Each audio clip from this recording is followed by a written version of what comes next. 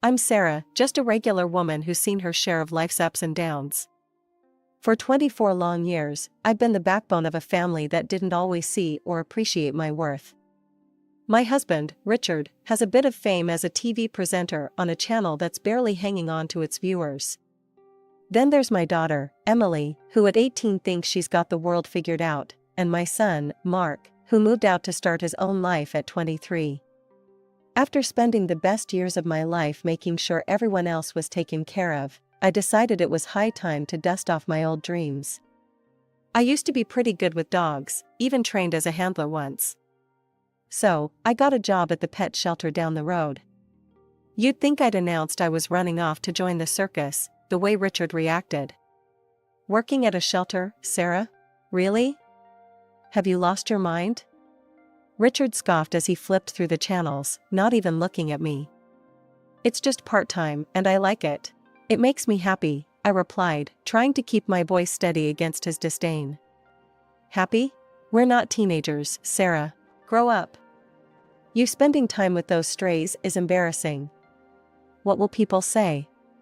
His words were sharp, cutting deeper than he probably knew. I wanted to argue, to scream that I had every right to do something for myself, but I bit my tongue. Fighting with Richard was like talking to a brick wall, only less rewarding. Emily was no better. She walked in, her phone glued to her hand as always, and rolled her eyes when she saw us. Mom, are you still on about that shelter thing? Why can't you do something cool, like start a fashion blog or something? Because dogs are what I love, Em. I thought you'd be happy for me, I said, feeling the sting of her words. It hurt that my own daughter found my passion so unworthy. Dogs? Really, Mom? That's just sad. You need to get with the times. She scoffed, her words dripping with teenage condescension as she flopped down on the couch. I sighed, looking over at Richard for some sort of support, but he was too busy grooming his image in front of the mirror, fussing over a spot on his tie. Richard, do you hear how she talks to me? He barely glanced my way, adjusting his tie. Well, if you acted more like someone her age could respect, maybe she wouldn't talk to you like that. That stung. It really did. The dismissal from both of them was a cold reminder of what my life had become. Ignored and underestimated. But no more. This job at the shelter, it was mine. It was something I loved, something that brought me back to life after years of being whatever they needed. I went to bed that night with a plan. I wasn't going to let them tear me down anymore. I was good with animals, and the shelter needed me. Maybe, just maybe, this was my chance to find myself again after all these years of being lost in the shadows of my family. Richard always had a thing about appearances, his clothes pristine, his hair just so, every aspect of his public persona polished to a sheen. I'd spent the better part of our marriage ensuring his suits were lint-free, the creases sharp enough to cut glass. Image is everything in my line of work, Sarah. You know that, he'd remind me constantly, as if I could forget. Lately, though, something in me had started to slip. I was forgetting things, simple things, like the exact way he liked his coffee or the time of his next broadcast. You're not getting any younger, he'd joke, but the barb was always there, hidden under his chuckle. This particular evening, tension hung over dinner like a storm cloud. Emily, ever the echo of her father, was busy texting under the table, barely touching her food. I served Richard his coffee, my hands shaky from the day's stress. Sarah, where's the cardamom? Didn't I ask for it? Can't you do one thing right? His voice was sharp, each word a needle prick to my already deflating spirit. I thought I added it. Let me fix that, I muttered, fumbling through the spice cabinet while he tapped his foot impatiently. Watching me, Richard let out a heavy sigh. It's like you're not even here anymore. You're just so scattered. The bag of cardamom slipped from my fingers, scattering seeds across the tile. Oh, damn it! I exclaimed, more to myself than to him. Richard rolled his eyes, and Emily let out a snort of laughter from the table. Mom's losing it, Dad. Seriously, she can't even handle spices. She jeered, her voice dripping with disdain. I'm sorry, okay? I'm trying. I said, my voice low, the embarrassment burning my cheeks. Richard's frown deepened. Trying? No, you're failing, Sarah. This isn't just about cardamom or coffee. You're not yourself. You need to see someone, get checked out. I can't have you falling apart on me. His words stung, the implication clear, I was a problem that needed fixing. Emily's laughter echoed in my ears, a cruel soundtrack to my crumbling self-esteem. I started cleaning up, the seeds a tiny mess among bigger issues. Maybe I should see a doctor, I whispered, not sure if I was speaking to Richard or trying to convince myself. Maybe you should, he agreed quickly, a little too quickly, as if the idea pleased him. The rest of dinner passed in a blur. I was there, but not really. Plates clinked, forks scraped, and my mind whirled with fears of dementia and doctors. After dinner, I washed dishes, the warm water running over my hands while my thoughts spiraled dark and deep. Richard and Emily retreated to his office upstairs, their voices a murmur through the ceiling. Alone with the suds and my spiraling thoughts, I couldn't shake the feeling of being fundamentally inadequate. Was I really losing my mind? The thought terrified me. Saturday had a way of sneaking up on you, all lazy sunshine and the promise of a little peace. I was cleaning up the kitchen, wiping down counters and humming some tuneless song when it hit me. I'd forgotten Richard's coffee cup in his office upstairs. My hands were still a bit damp as I reached the top of the stairs, my mind on autopilot, planning what to do next after retrieving the dishes. But as I neared his office door, voices trickled out, seeping under the crack like unwelcome water. I paused, recognizing Richard's voice, then Emily's lighter, laughing tone followed. Curiosity pricked me, urging me closer. Do you think your mother suspects anything at all? Richard's voice, usually so commanding on screen, sounded almost giddy. Emily laughed, that high, tinkling sound that grated on my nerves. Mom? She's too busy scrubbing floors and feeding those mangy dogs. She doesn't see past the end of her nose. Richard's voice dropped to a whisper, but his words were clear as crystal. Once I bring Miranda here, things will change. We'll be better off. You like Miranda, don't you? Oh, Dad, I love her. She's amazing, smart, beautiful, everything Mom's not. She actually has a career, makes money. It'll be so cool to have her around. Exactly, my thoughts too. And once your mother is out of the way, we can live as we want. Miranda is eager to move in, start fresh with us. My heart pounded, the room spun, a carousel of betrayal and shock. I leaned against the wall, my legs weak, my breath shallow. This wasn't a conversation, it was a conspiracy. My family wasn't just slipping away from me, they were sprinting. I stumbled back downstairs, my mind racing, terror and disbelief jockeying for position. By the time I reached the living room, my legs gave out, and I collapsed onto the sofa, my breaths coming in jagged pulls. I must have looked a sight because when Emily came down later, her brow furrowed slightly, a crack in her usual indifferent armor. Mom, you okay? You look like you've seen a ghost. Her voice, tinged with faux concern, made my stomach churn. I couldn't confront her, not yet. I needed time, a plan. But what? Just tired, honey. Very tired. I managed, my voice a hollow echo of normalcy. Okay, well, if you need something, I guess let me know. She shrugged, her detachment reassembling itself like armor as she turned away, leaving me adrift in the sea of my turmoil. Sunlight was already sneaking through the curtains when I woke up, my mind a tangled mess of dreams and nightmares, all mixing together until I couldn't tell one from the other. For a fleeting moment, I hoped that what I'd overheard last night was just another bad dream. I shuffled into the kitchen, still in my nightgown, my thoughts as disheveled as my hair.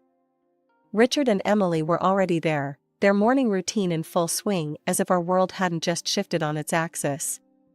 Morning, I mumbled, reaching for the coffee pot. The strong aroma did nothing to clear the fog in my brain. Good morning, Mom, Emily said, a little too cheerfully. Richard just nodded, his eyes glued to his phone. But then, their eyes met, and they shared a quick, secretive smile, a small, poisonous thing that didn't reach their eyes. That smile, it was like a slap, waking me up better than the strongest coffee ever could. They didn't know I'd seen it, but it was all the confirmation I needed that last night wasn't a figment of my imagination. I'm heading to the shelter today. Lots to do, I announced, trying to keep my voice steady. They barely acknowledged it, just nods and mumbles, their minds obviously elsewhere. As soon as breakfast was over, I made my way to the little cafe down the street where I'd agreed to meet Mark. The whole walk there, my heart was pounding so loud I could barely hear the morning bustle around me.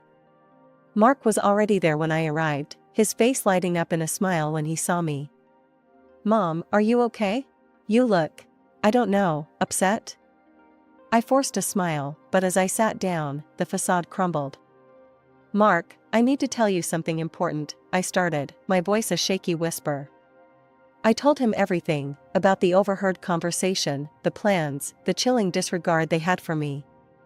Mark listened, his face hardening with every word. "Mom, are you sure you heard right? Maybe it was out of context?" I nodded, tears spilling over, despite my best efforts to keep them in check. "No, it was clear. They want me gone, Mark. What am I going to do?" He reached across the table, taking my hands in his. Okay, let's not panic. We'll sort this out. I'll call Dave's dad, he's a private detective. He can help us get to the bottom of this." True to his word, Mark pulled out his phone and dialed right there, explaining the situation in low, urgent tones. Within minutes, he'd arranged for us to meet the detective. We went to the detective's office, a cramped little space filled with files and the faint smell of old coffee. The detective, a grizzled man with sharp eyes, listened to my story without interrupting. When I finished, he leaned back, steepling his fingers. "This is serious, Mrs. Thompson. If what you're saying is true, we need to act quickly, but discreetly.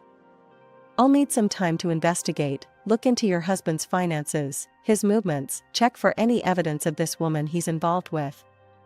Back home, I slipped back into my role, the doting wife and mother, my heart heavy, my smile forced. Richard and Emily were none the wiser, caught up in their own secretive world. Every look, every whisper between them felt like a knife twisting deeper, but I bore it silently, waiting for the day I could confront them with the truth, armed with more than just my broken heart. When the call came from the detective, my heart was pounding so hard I could barely hold the phone steady. "Mrs. Thompson, we need to talk. It's urgent," he said, his voice a low rumble of seriousness that sent shivers down my spine. I agreed to meet him immediately, and Mark, sensing the gravity, decided to come along. We met at a nondescript coffee shop, a place where conversations could disappear into the hum of daily grind. The detective looked graver than the last time we'd seen him, his eyes sharp and assessing as we sat down. "Mrs. Thompson, we've uncovered quite a bit," he began, flipping open a small notebook brimming with notes. "Your husband's psychologist, if we can even call her that without spitting, is more than just a therapist. She's his lover, and they've been seeing each other for over a year." The words stung, each one a lash against the already raw edges of my betrayal. Mark's hand found mine under the table, a lifeline in the storm. "They're planning to get married," the detective continued. "And they don't plan on leaving you with much." How could he do this?" I whispered, my voice barely a thread of sound. "That's not even the worst part," the detective said grimly. "They've been drugging you. The lady friend suggested it, to make you appear unstable. They're using a powerful sedative, adding it to your tea. This would explain any memory lapses or confusion you've experienced recently." A cold dread settled over me, a fog so dense it threatened to choke.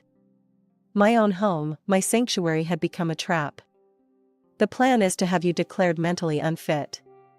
They've even roped in some crooked doctors who would testify to your instability for a price," he added, his voice a blend of anger and pity. I felt sick, the coffee shop spinning around me. "My daughter, does she know about this?" "Yes, she's involved." His confirmation was a bullet, straight through whatever shred of hope I had left that Emily was still my little girl. We left the meeting with a plan simmering between us. At home, Richard greeted me with a cup of my favorite tea, his smile too sweet, too venomous. I took the cup with a trembling hand, my heart pounding against my chest like it wanted out. "Here, love, I made it just how you like it," Richard said, watching me with eyes I no longer recognized. "Thank you," I murmured, my voice a mask of normalcy over the scream inside. I waited for him to turn back to his newspaper, then I quietly poured the tea into the plant next to my chair, watching the liquid disappear into the soil. For the next several weeks, I played the part of the forgetful wife perfectly. I'd misplace keys, forget names, stumble over words. Richard and Emily watched with poorly veiled triumph, not knowing that with each act, I was silently sealing their fate. Richard's birthday was looming like a storm on the horizon. He had taken it upon himself to organize a lavish party, claiming it was because he couldn't trust me, the woman who couldn't remember the simplest things. "You're staying at home, Sarah," he had said with a patronizing tone that morning. "It's for the best, you know, with your condition." I nodded, a meek, submissive smile plastered on my face, while rage and resolve warred within me. "Of course, Richard. I wouldn't want to ruin your big day." As soon as the door shut behind Richard and Emily, my act dropped. I was on the phone with Mark within seconds. "It's time," I said, my voice a mix of nerves and determination. "I'm on my way, Mom. We'll show them," he replied, his tone as steely as mine felt. Dressed inconspicuously, we drove to the venue. The restaurant was buzzing with Richard's colleagues, friends, and even his well-groomed mistress, all gathered to celebrate. We slipped in unnoticed, taking cover behind a large pillar, just as Richard grabbed the microphone. "Ladies and gentlemen, thank you for joining me on this special day," he began, his voice dripping with faux humility. "Sadly, Sarah couldn't make it tonight. She's not been herself lately," he sighed, the crowd murmuring their sympathy. But, on a brighter note, his smile widened. "I've just been offered my own evening show on a major channel. It's a dream come true." The room erupted in applause, people clinking glasses as Richard basked in the adulation. That was our cue. I felt Mark's hand on my shoulder, squeezing gently. We moved toward the stage, my heart thumping in my chest like a drum. Just as the applause died down, we stepped into the light. Richard's face went from joyous to ashen in seconds, his eyes wide with shock. Mark didn't hesitate. He strode up and smoothly took the microphone from Richard's hand. "If I could have your attention, please," he announced. The room fell silent, all eyes on us. "I have a special gift for my father and his beloved," Mark continued, his voice calm but loud. A projector whirred to life behind us, and images flooded the screen, photos of Richard and his mistress, their intimacy undeniable. Whispers crescendoed into gasps as video clips rolled, their cozy dinners, their sneaky exits from her apartment. Then the audio played, clear and damning, discussions of drugging me, of bribing doctors, all to steal my place in this house, in this family. Richard and his mistress exchanged desperate looks, trapped by their own deceit. The crowd's murmurs grew louder, a mix of shock and anger vibrating through the air. I took the microphone from Mark, my hand steady, despite the turmoil around us. "I am not as ill as my husband hoped," I declared, my voice strong and clear. What you see on this screen, I arranged for this gift, especially for his mistress." The scandal erupted right then and there, the mistress fleeing the room with Richard stumbling after her. As the room buzzed with the aftershock, one of Richard's relatives approached me. "I recorded everything, Sarah. It's all on video. I'll send it to you," he whispered, handing me his business card. After the explosive reveal at Richard's birthday bash, the fallout was immediate and merciless. The video of his betrayal and scheming went viral overnight, replayed on every gossip show and news outlet you could think of. Richard, who had always craved the spotlight, finally got his wish, though not in the way he had hoped. The backlash was swift. His once promising career on television crumbled, the network dropped him like a hot potato, citing moral clauses and public outrage. Meanwhile, I took steps to untangle myself from the man I once vowed to stand by. My lawyer was a godsend, a no-nonsense woman who cut through the legal jargon and helped me file for divorce. The evidence was overwhelming, and the court had no qualms in granting me not only the divorce, but also a hefty financial compensation from Richard and his mistress. The fact that they had drugged me made it a criminal matter, too, but my focus was on severing ties, not extending court battles. Sarah, you've secured lifelong alimony, and the house is yours. They can't touch you financially anymore, my lawyer announced with a satisfied smirk when it was all over. The mistress, Miranda, a once respected psychologist, saw her career disintegrate. Her license was revoked following an investigation into her unethical behavior.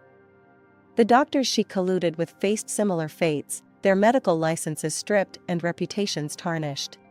With no career and mounting legal fees, Miranda sold her office and took out loans to fulfill the court's compensation orders. Last I heard, she and Richard were living together in a cramped apartment, struggling to make ends meet. Karma, as they say, can be quite the equalizer. During all this upheaval, my daughter Emily came to me, tears in her eyes, remorse finally breaking through her previously cold demeanor. "Mom, I'm so sorry. I was so wrong. Can I stay with you?" Her words stung, reopening wounds that had barely started to heal. "Emily, I love you. You're my daughter, and that will never change. But you chose to side with your father, knowing what he planned for me. I think it's time you learn what real consequences feel like." She moved out the next day, her belongings stuffed into too many bags, her shoulders slumped under the weight of her choices. Last I heard, she was living with Richard and Miranda, the atmosphere there as strained as one would expect. Richard tried to reach out once, a call I let go to voicemail. His message was a mix of self-pity and blame, a cocktail I no longer had the taste for. "Sarah, I hope we can talk. There are things I need to explain," the voice said, trailing off into a sigh. I deleted the message, the final note of his voice swept away with a single tap. After everything that went down, here I am, back in the world of dogs, my first love and passion. I'm not just working at the shelter anymore, I've started offering private dog training courses right here at home. My backyard has transformed into a haven for all things canine, agility equipment, training mats, and more toys than you can shake a stick at. "Mom, this place looks amazing," Mark said on one of his frequent visits. He walked around with a proud smile as he watched me put a rowdy pup through its paces. "Thanks, honey. It feels right, you know? Like I've found my way back to where I was always meant to be," I replied, tossing a ball for an overly enthusiastic golden retriever. The scandal, though a nightmare at the time, strangely did wonders for my business. Clients started pouring in, some admittedly curious about the scandal, but they stayed for the results. "I'll be honest, Sarah, I first heard about you from the news," one of my clients, a friendly woman with a stubborn dachshund, confessed during a session. "But I saw how you handled Bella here, and I knew the news wasn't the real story. You're the real deal."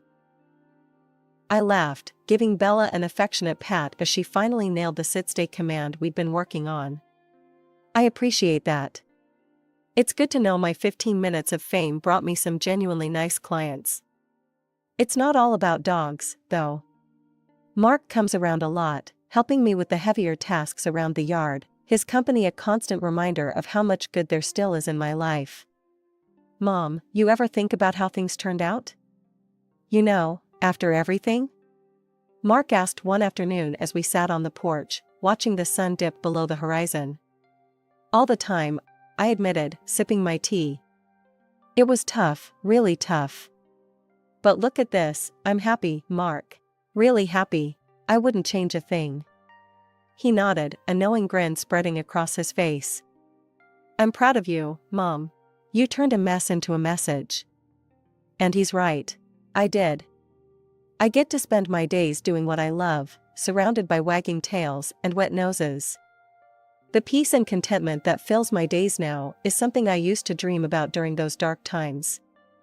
"Hey, Mom, think you'll ever forgive him?" "Dad, I mean?" Mark asked one evening, the question hanging in the air like smoke. I thought about it, really thought about it. I've moved on, but forgive? Not. And that's okay. I've learned that some things you just have to let be. That's the truth of it. I found strength I never knew I had, and a resilience that's seen me through the worst of storms. The days are long, filled with barks and laughs, and as I close the gate each evening, I look up at the stars, grateful for the quiet ending to another day filled with life.